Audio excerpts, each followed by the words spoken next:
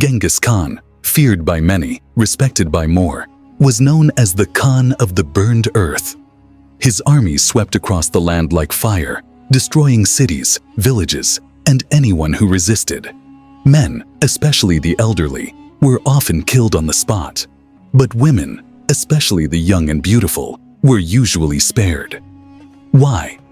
Because in the Mongol Empire, captured women weren't just prisoners.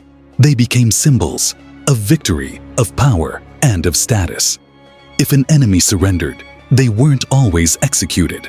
In fact, many were offered a chance to join the Mongol army. Genghis Khan followed the ancient Mongol law, known as yasa. It was harsh, but in its own way, it brought structure.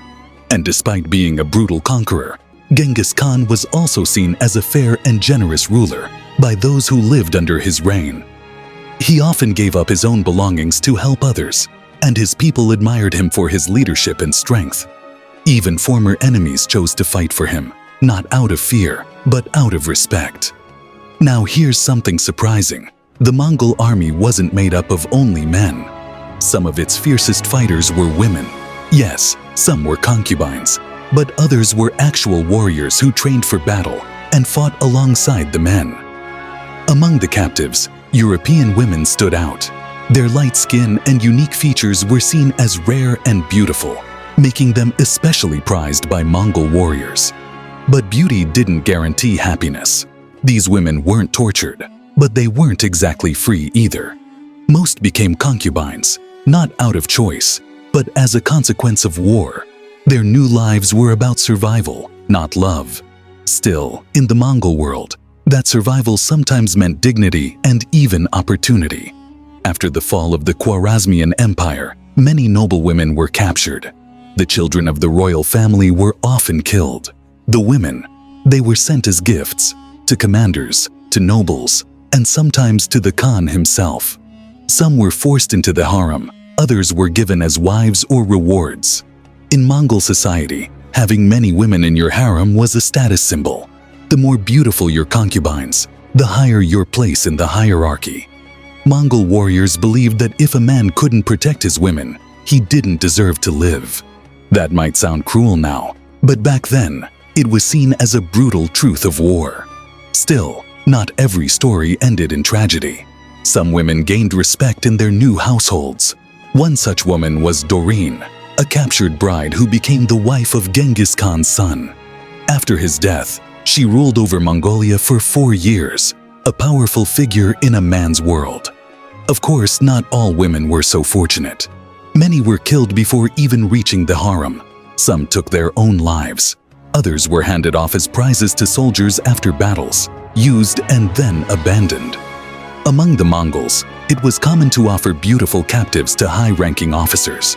These women were sometimes treated well, fed, clothed, and taught to play music or serve at court. But their freedom was long gone. Genghis Khan himself had 4 official wives, and according to some records, over 7,000 concubines. But his power wasn't just about desire, it was about showing dominance. Each woman was a reminder of his victories. Whenever the Khan returned from a raid, he was presented with the most beautiful captives. He'd choose the finest for himself and gift the rest to his loyal commanders. Oddly enough, life in the harem wasn't always brutal.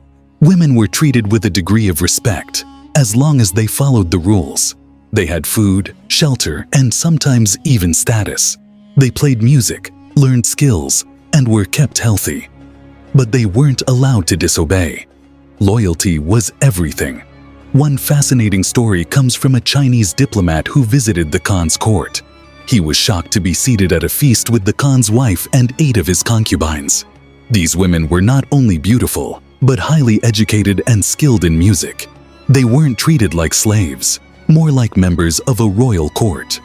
In fact, during his campaigns, Genghis Khan often brought with him a group of 20 young female musicians, women who performed for him as he led armies into battle. For all his savagery, he loved music deeply. But let's not romanticize it too much. The darker side was always present.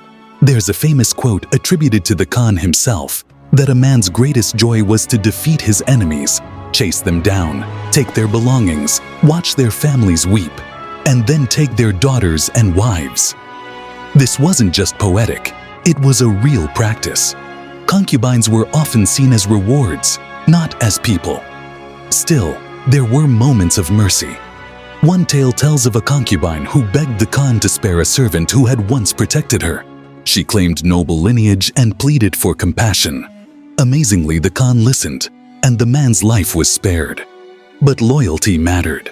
If a concubine was unfaithful, even if the Khan no longer cared for her, she could be executed without mercy. Possessive and prideful, Genghis Khan saw his women as symbols of his power, and he guarded them like treasure. In the end, the fate of these women varied wildly. Some became queens, some were entertainers, some disappeared without a trace. For the unlucky ones, life under the Mongols was short, harsh, and tragic.